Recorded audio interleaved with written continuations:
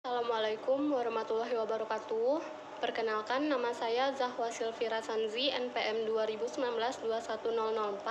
Saya dari Prodi S1 Keperawatan semester 3. Baiklah, di sini saya akan menjelaskan seperti apa itu proses menstruasi pada wanita setiap bulannya. Jadi, proses menstruasi adalah luruhnya dinding rahim yang dipersiapkan untuk kehamilan. Jika tidak terjadi pembuahan sel telur oleh sel sperma, wanita akan mengalami proses menstruasi setiap bulannya. Namun, wanita memiliki siklus yang berbeda-beda. Mari kita memasuki proses menstruasi. Pada proses menstruasi terbagi menjadi 4 fase. Yang pertama, fase menstruasi.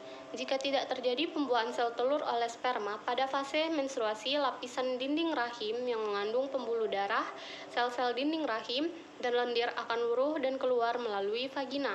Yang kedua, fase folikular. Fase ini berlangsung sejak hari pertama menstruasi hingga memasuki fase ovulasi. Pada fase ini, ovarium atau indung telur akan memproduksi folikel yang berisi sel telur. Seiring dengan pertumbuhan folikel ovarium, dinding endometrium juga akan menebal untuk menyambut sel telur yang diharapkan sudah dibuahi sperma. 3. Fase ovulasi.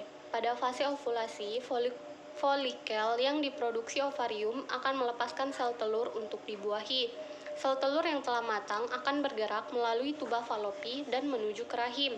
Sel telur ini hanya akan bertahan selama 24 jam. Jika tidak dibuahi sperma, sel telur akan mati. Sebaliknya, jika sel telur dibuahi sperma, akan terjadi kehamilan. Fase ovulasi menandai masa subur wanita. Ovulasi biasanya terjadi sekitar 2 minggu sebelum siklus menstruasi berikutnya dimulai. Yang keempat, fase luteal. Setelah fase ovulasi, folikel yang telah pecah dan mengeluarkan sel telur akan membentuk korpus luteum di fase ini. Korpus luteum akan memicu peningkatan hormon progesteron untuk mempertebal lapisan dinding rahim. Fase ini juga dikenal sebagai fase pramenstruasi, yang umumnya ditandai dengan sejumlah gejala seperti payudara membesar, muncul jerawat, badan terasa lemas, menjadi mudah marah atau emosional. Lanjut, kita di sini akan membahas dampak kehamilan pada usia remaja, yaitu remaja yang menikah di bawah usia 20 tahun.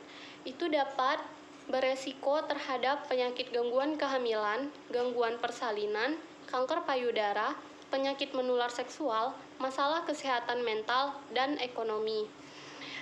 Kelahiran prematur itu berat badan bayi yang lahir di bawah standar rata-rata. Perdarahan persalinan yang dapat meningkatkan kematian ibu dan bayi seperti keguguran, gangguan kesehatan.